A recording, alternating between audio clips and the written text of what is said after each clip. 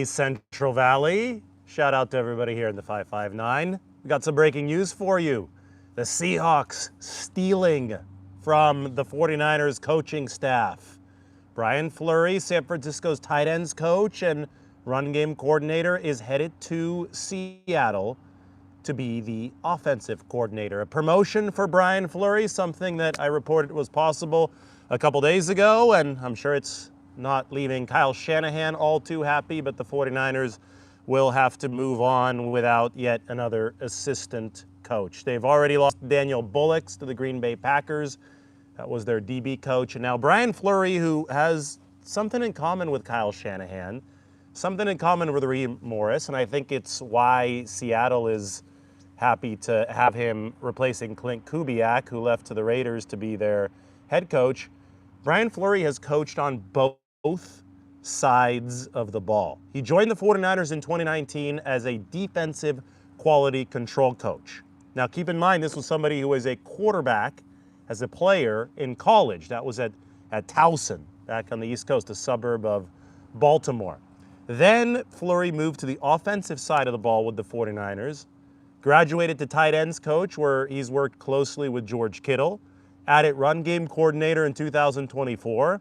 And the Seahawks, I mean, this just speaks to the power of the Shanahan offensive tree. Everybody seems to want a Shanahan offense now except for Robert Saleh, who's with the Tennessee Titans, who went with Brian Daboll and didn't try to poach anybody from the 49ers. I apologize, I'm sick. I thought I was going to be resting all day today here in Visalia, back at the childhood home, but news came that the Seahawks poached Brian Flurry to be their offensive coordinator, so I got to fight through being sick here in the sunshine and deliver this analysis for you. But Shanahan coaches have proliferated the league. I think in 5 years, or at least over the course of the next 5 years, there's going to be a concerted push around most of the league to fill coaching staffs with Shanahan tree guys on offense and Mike Macdonald tree guys on defense. Mike Macdonald is the head coach of the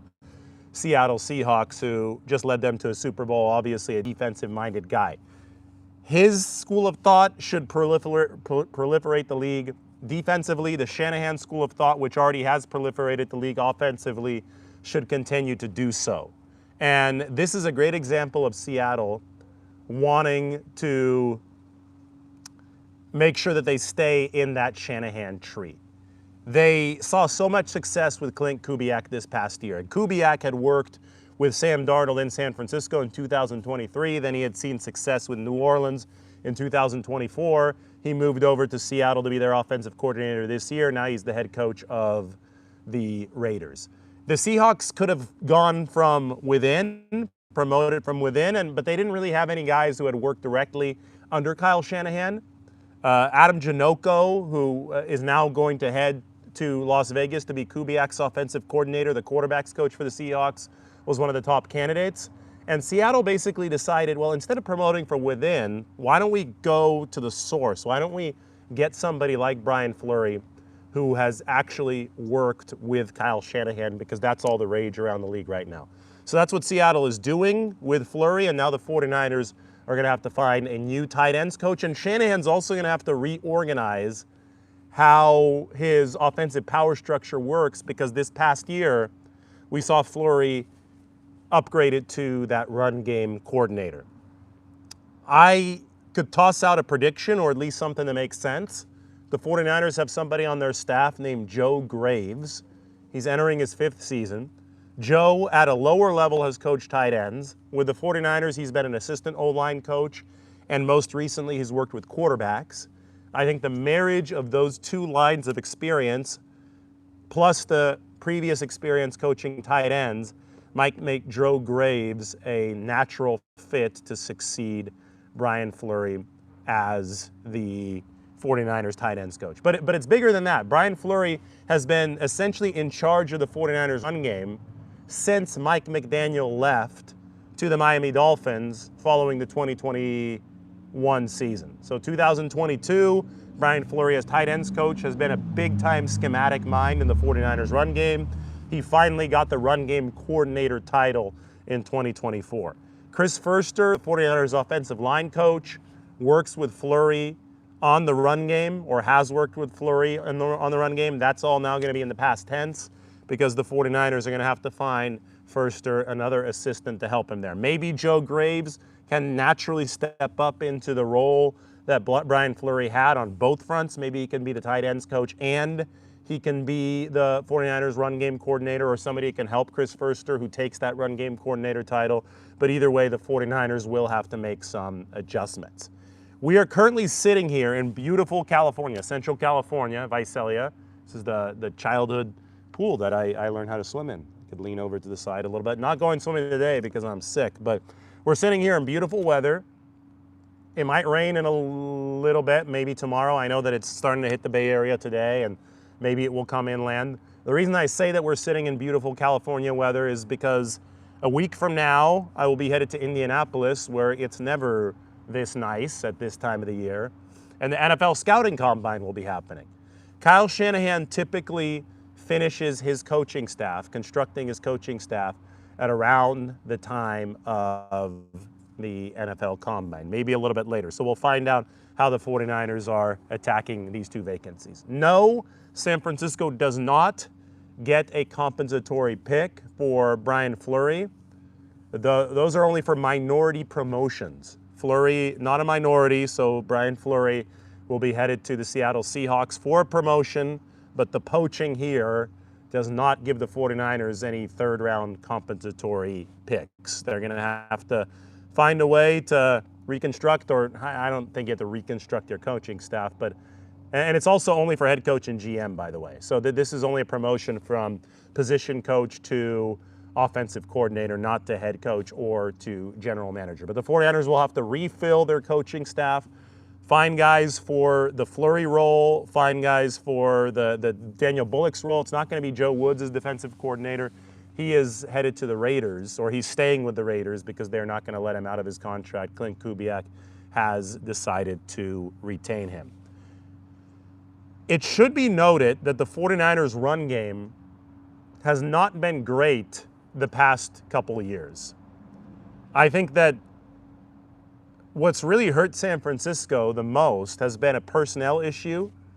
The injury to Brandon Ayuk in Week 7 of 2024, combined with the defection of Brandon Ayuk in 2025, has been extremely damaging because he not only was such a good separator in the pass game for the 49ers, Brandon was also a really, really good run blocker. And the ability to do both made that offense truly, truly balanced. With the receivers not blocking nearly as well as they did back when the 49ers had Brandon Ayuk, there's been a much, much greater reliance on George Kittle to give the 49ers their ambidextrous blocking in outside zone situations outside of the offensive line. Last year, when Kittle was available, the 49ers ranked in the top 10. But when Kittle was unavailable, and that happened to be about half of the season, the 49ers offense ranked number 24 in rushing efficiency. So you could see that things are super personnel dependent for the 49ers. Maybe when they used to have Mike McDaniel, he's one of the great creative geniuses in this game, maybe when they used to have him, they weren't as personnel dependent. I think that the early ages of the Shanahan tenure with the 49ers, they were able to generate more with less. Now that the Mike McDonald defenses and just defenses around the NFL in general have caught up to some of what Shanahan is running, I think that it is imperative to have the talent necessary to run these schemes at full capacity.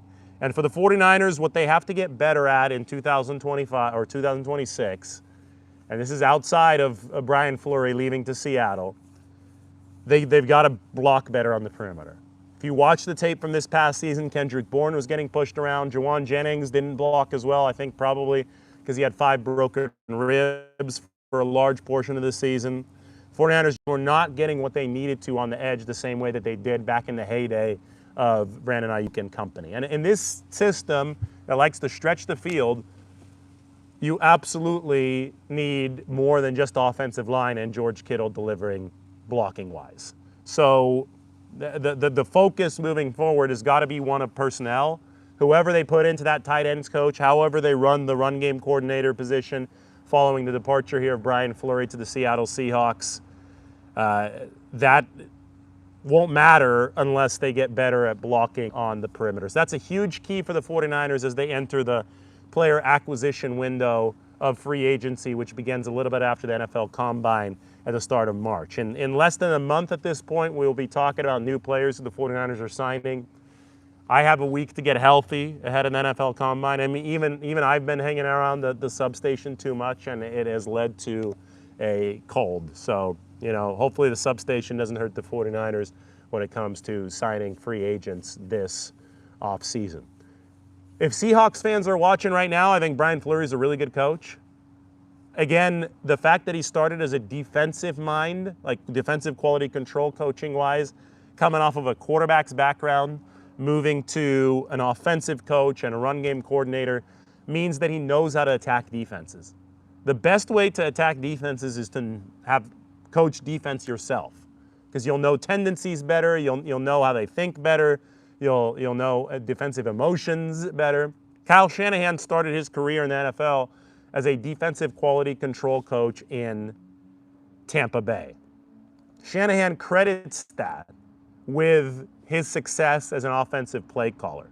Having called defenses in Tampa Bay, he says, that's what really, he didn't call the defenses, but he was a coach on defense and he studied defenses there. He credits that with giving him a full picture view. There's a reason why the 49ers really loved Raheem Morris as their defensive coordinator, and that is because Raheem is someone who has coached both offense and defense. He was Kyle Shanahan's wide receivers coach in Atlanta for a great offense in 2016. They think that Raheem is going to be able to take this 49ers defense to the next level schematically, and they think they need to make some adjustments because he's coached multiple different defensive styles. And the fact that he's done that can probably be traced back to his experience on both sides of the football. It allows him to see outside the box, outside of one system. Somebody like Robert Saleh, as good of a defensive coordinator as he was for the 49ers, was a 4 down front Seattle system guy who saw the system evolve as he was the coordinator of it, but he never stepped into brand new systems. He would always bring the system with him, and the evolution followed him, right? The 49ers, I think, at this point, on the defensive side of the ball are looking for an outside-the-box evolution for the defense because that's what's necessary to keep up with some of the Shanahan offenses around the league. Along the same line, the Seahawks hiring Brian Flurry comes from a very similar school of thought. They want a coach who's coached on both sides of the ball, who they believe can take their offense and perpetuate the success that they had with Sam Darnold in 2025. Fleury was the 49ers tight ends coach in 2023 when Darnold was a quarterback for the 49ers in 2023. Fleury has held the tight ends coach role since 2022. They moved him there when Trey Lance was drafted to this football team and took the starting position in 2022. The 49ers wanted to make sure that the tight ends were coached by a quarterback and somebody with experience on both sides of the ball so that it would consistently be in the right position. It was all about making the job for the QB as easy as possible. That is cohesive coaching. That is holistic coaching. That's been the goal with Fleury and company. That's going to be a similar goal for the Seattle Seahawks. And, this is going to be a big question for Seattle. Are they going to be able to take the offensive success that they had in 2025 and do it without Clint Kubiak? And I think that they thought long and hard about who the best next hire would be. And they decided, if we go in-house, we're not going to have that connection to Shanahan anymore. So it's funny that the defending world champions are trying to maintain a connection to Kyle Shanahan, but that's what helped unlock Sam Darnold. Sam Darnold went to a Shanahan-McVay guy and Kevin O'Connell in Minnesota after the 49ers, and then he went back to a Shanahan guy in Clint Kubiak, and now he's going to go back to a Shanahan guy or remain with one in Brian Flurry with the Seattle Seahawks, poaching the 49ers offensive coordinator, or poaching the 49ers tight ends coach to be their offensive coordinator. I can answer a couple questions. As you guys know, I am a little sick. I think there's more medicine coming in for me here in a little bit. This is what we do on the channel, though. We tough it out. We sit back by the pool. I heard that vitamin D is good for you when you're a little bit sick. We straighten out our camera because I think it's a little bit crooked. Maybe I could finish this with a front flip right off the diving board right here. They don't build pools with diving boards anymore. But no, I'm just gonna sit here and I'm gonna answer some of your questions. Maybe Mike has some good questions for me that I can answer right now. I'm surprised that I haven't broken into a coughing spell yet. But anyway, hit that subscribe button. We are at 100,000 real subscribers, like 100,500 now, I think. We are surging as a channel. Our last show from San Francisco was posted this morning about Christian McCaffrey and company. What a season it was. Finished up with an interview with the mayor of San Francisco himself. And I do not care about rumors. Those of you asking about rumors, you're smarter than that. You know, I'll say this. Real news and real subscribers tend to be correlated. Actually, there's a third part of that correlation. Real news, real subscribers, and view counts tend to be correlated. Those of us who have real subscribers have more views, exponentially so, and also deliver real news. The inverse is also true. Those with fake subscribers deliver fake news and don't get a lot of views. So whenever you see a rumor about the 49ers GM position online, remember that we have 100,000 real subscribers, and we got there first. That's all that I have to say right there. Some people are just desperate to create news because they can't get people to take them seriously otherwise. Well, they wouldn't take them seriously anyway, but they're very desperate to create news. They just can't compete. They cannot compete. None of the other channels can compete with this one. And I'm happy. You know, I don't think any of the other channels would be able to make videos while they're sick, sitting outside by the pool. But I'm built a little bit different. So I am happy to answer some good questions, nothing about stupid rumors. Yeah, we got a Seahawks fan in here saying that Brian Flurry must have killed the interview. Brian Flurry is a really good coach, really impressive guy. I have to go back to the fact that he was a QB at Towson, that the 49ers have liked him enough to handle run game coordination duties for a while, even before he was officially the run game coordinator. I think that I initially said when Saleh left to Tennessee, I said, look out for Brian Flurry to go as his offensive coordinator. So I knew that OC was in his future. Saleh ended up thinking that he should zag instead of zigging at OC, and he said, I'm not going to go Shanahan tree, I'm going to go Brian Daboll tree. So he didn't hire anybody from the 49ers building for his offensive staff. But the Seahawks are saying the opposite, and the Seahawks are the defending world champions, so they probably have some credibility here. And they're saying we want to continue, especially with Sam Darnold so comfortable in the Shanahan type of system, we want to continue and perpetuate the success that we had in 2025. And they're bringing Brian Flurry aboard instead of the internal promotion that initially had been rumored. Somebody's saying David's being sarcastic about the substation.